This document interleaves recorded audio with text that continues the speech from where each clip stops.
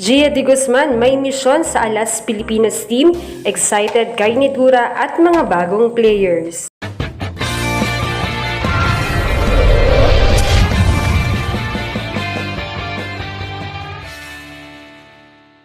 What's up, Volleyball Nation? Welcome back to my YouTube channel. Narito ako para magbigay sa inyo ng updates tungkol sa mundo ng volleyball.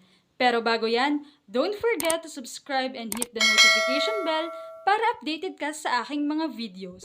Bumalik na nga sa Pilipinas si Gia de Guzman matapos ang kanyang stint sa Denso sa Japan's B-League at handa na siyang gampanan muli ang kanyang tungkulin bilang captain ng Alas Pilipinas.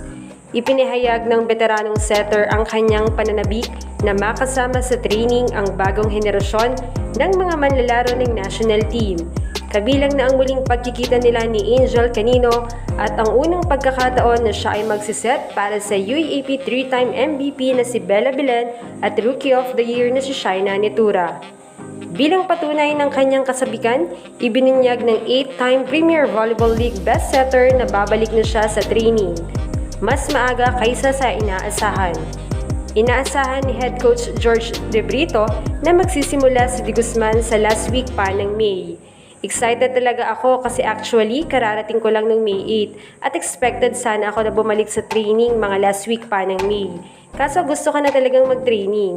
Ani ni De Guzman, ilang sandali bago masungkit ng National University ang UAAP title laban sa De La Salle University. So bukas pupunta na ako kasi nakita ko nga marami ng bagong dumating, sina Shaina at iba pa. Partikular na inaabangan ni De Guzman ang makatrabaho si Nitura na nagpakitang gilas sa kanyang UAAP debut ngayong taon. Ang super rookie mula sa Adamson University ay bumasag sa single game scoring record sa pamamagitan ng 38 points. Nalampasan ang dating 35-point record na hawak ni Eliza Valdez at Cici Rondina ng UST.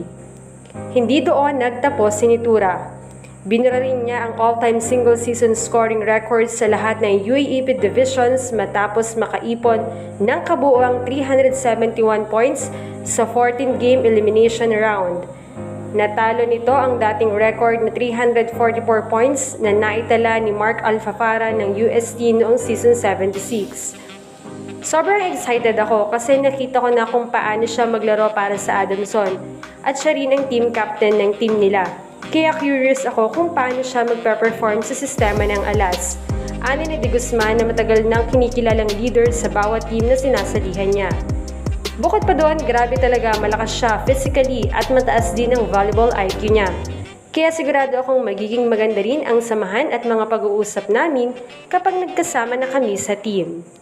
Samantala ay hindi lamang si Nitura ang inaabangan, kundi ang iba pang mga imbitadong players from UAAP na young and talented katulad ni Provido at Laput na bagaman bigos sa kanilang kampanya ay nagpakitang gilas pa rin sa kanilang posisyon.